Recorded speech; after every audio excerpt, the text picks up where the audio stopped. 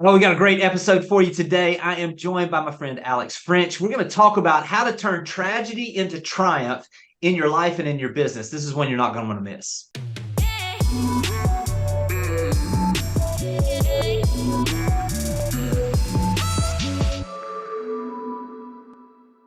All right, today I'm joined by Alex French. Alexandra, we are going to really kind of go in and really inspire some people today. Your story is it's inspiring to me, and every person that I've shared that with as I've been preparing for this has been really inspired. So let's go in and let's talk a little bit about it before we get started.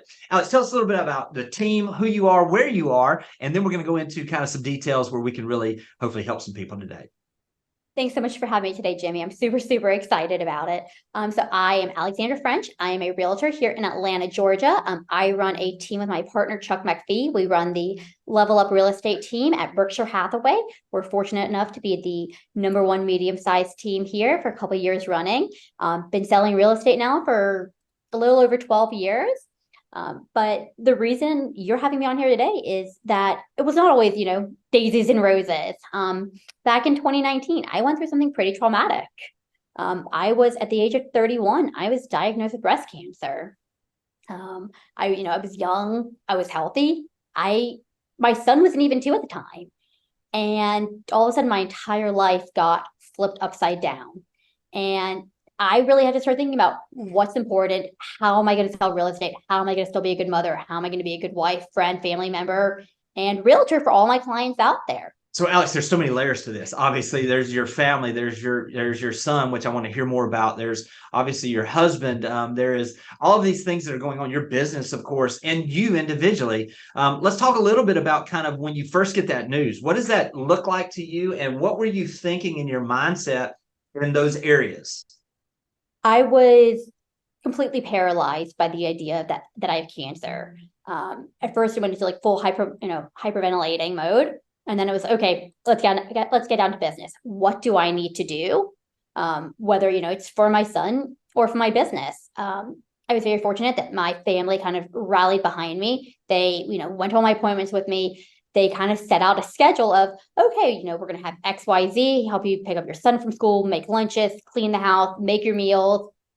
They made sure that I never had to worry about anything other than myself getting healthy and running my business when I felt like I was up for it.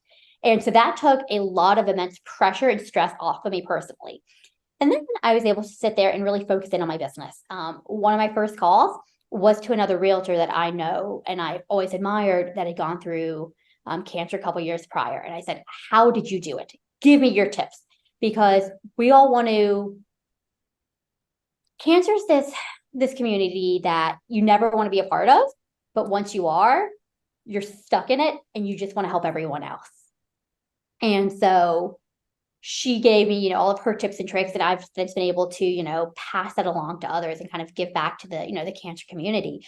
Because it doesn't matter whether you're going through something yourself or someone, you're related to, your husband, your children, your parents. Everyone's going through their own trauma in life. And it's just a matter of how you're dealing with that on a day-to-day basis. All right, Alex, obviously when you're going through treatments and everything, there are days that are more difficult and there are days where you're just basically out of commission, and there's some good days. What did you do on each of those sets of days to make sure you were getting yourself healthy and the things that you did, both healthy physically and mentally, to continue to grow yourself? So on those good days, I really leaned into those. I made sure to make the most of those days. I was giving it 150%. I was showing up. I was putting my dresses on, my heels on, my lipstick, because to me, that's what made me feel good about myself. It made me feel like I was, just a regular person on those days. And I'd throw on my wig, I would go to the office, and I would work all day long. I was, buttoning up those contracts. I was making sure that, my CRM to hand over to whoever it was, all neat and tidy and updated. I was reaching out to my past clients, to my sphere, my family, to everyone, making sure that they knew that, hey, I'm still here. I'm still in business. I was posting stuff on social media.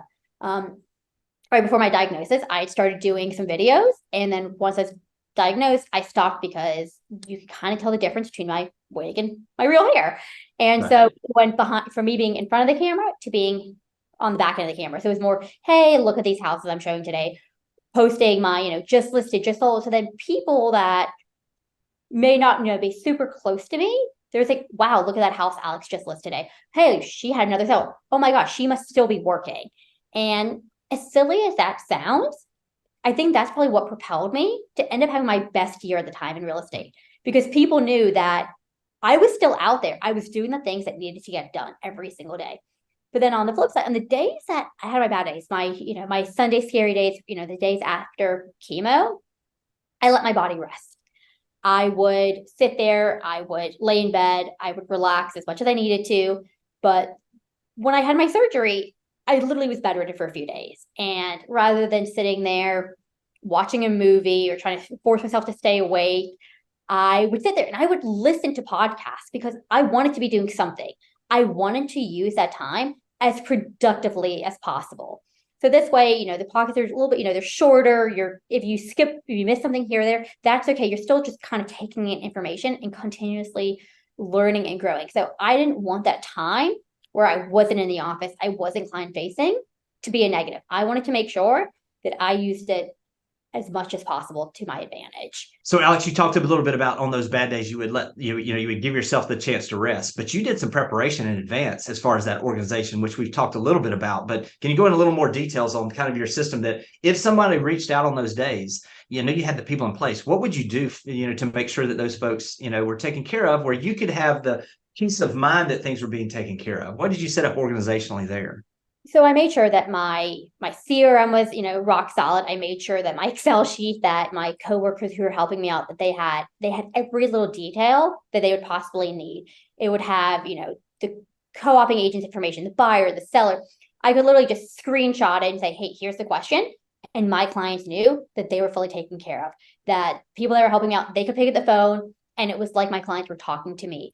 I didn't necessarily tell people what I was going through, unless I absolutely had to. So if we got an offer on hand and due diligence was ending right around the time I knew I was going to be out of commission, whether it be for surgery or for my chemo, I would tell the other agent, like, hey, is it okay if we extend due diligence for this purpose? I want to make sure that your clients have enough time to respond. My clients have enough time to think about things. And everyone was like, oh my gosh, of course we can, because we're all in this together. We want to make sure that the transaction is going to be as smooth as possible for our clients. And it's just like, I always tell people when they're new agents, if you don't know something, that's okay. Let the other agent on the other side of the transaction know, hey, this is the first time I've written a contract. If I mess something up, please tell me. And the other agent's going to sit there and say, hey, you forgot to check this box, rather than being like, oh my God, this person doesn't know anything, and kind of being, let me take advantage of them. They're like, let me use this as a learning opportunity. And so by me saying, hey guys, I've got chemo coming up, I'm going to be out of commission today, or I'm having surgery tomorrow, can we, table this until Wednesday? Everyone's like, yes, absolutely. So don't really be afraid, no matter what you're going through, to be open with people. Let them know, because everyone wants the same end result. Yeah, Alex, let's talk a little bit about this, because it is pretty amazing that through all of this trauma, through all of this difficulty, through all of these things, your business actually grew. I mean, was that surprising to you? And what did you think as you were coming through these things and you saw your business continuing to do well, as you continue to show up? And listen, I know not everybody can just show up like that, but it was a mindset that you had. So what did that look like as far as your business, and what did it propel you to do after, once you came out on the other side as well? That to me was probably one of the most shocking things. I fully anticipated a down year. And I think because I was so hyper focused on making sure that I was not going to let my diagnosis interfere, that it did the complete opposite. It made me a better agent. It made me more engaging with my buyers, my sellers, my sphere, because they knew that I had to be there. I knew that I wasn't going to let this get in the way of anything. And so I think I was staying more in contact with everyone on a day-to-day basis. And my follow-up game was probably a little bit stronger. My social media game was probably a little bit stronger unintentionally. All right, Alex, this is so inspiring, because there's so many things, there may be people that are listening to this that are either in the midst of the storm, either coming with the storm on the horizon, or they're coming out of the storm. What would you say to encourage those folks now, as someone who has been through this experience, to encourage them?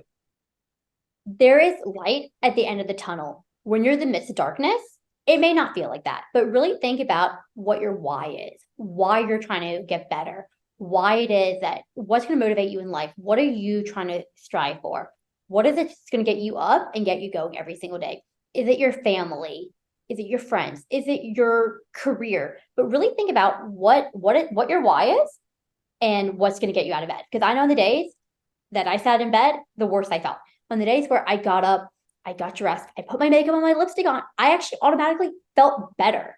And I knew that I wanted to every single day get better and get stronger for my son, for my husband. I knew that I needed to get to the other side of that tunnel no matter what was going to happen.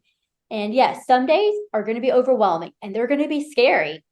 And you're going to feel like there is no end in sight, but just keep pushing through and be able to rely on the people surrounding you, because people want to help you. Because the more that you give out there to the world, the more the world wants to give back to you. So if someone's saying, hey, let me cook you a meal, let me help open a door for a client for you, let me, do something for your child, let me bring you something, let me help you go for a walk to get out of the house, whatever it is that someone is offering, say yes.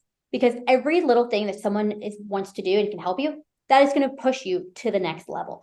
People love you and they want to be there for you. Hey, Alex, you know what also is pretty encouraging from your perspective, at least as I'm looking at it. I've never had a pain in my life that on the backside of it, once I got through it, there was some purpose that was for a bigger good. And obviously, y'all are a living example of this. You want to speak a little bit about kind of, what came about on the backside of this that now you're able to turn this into a positive for other people around you as well. So after going through my treatments, we actually found out that I had a second type of cancer that did not allow me to carry my second child naturally without my cancer returning.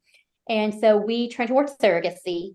And my husband and I started meeting with agencies and realized that there's not a lot of resources out there for people going through surrogacy.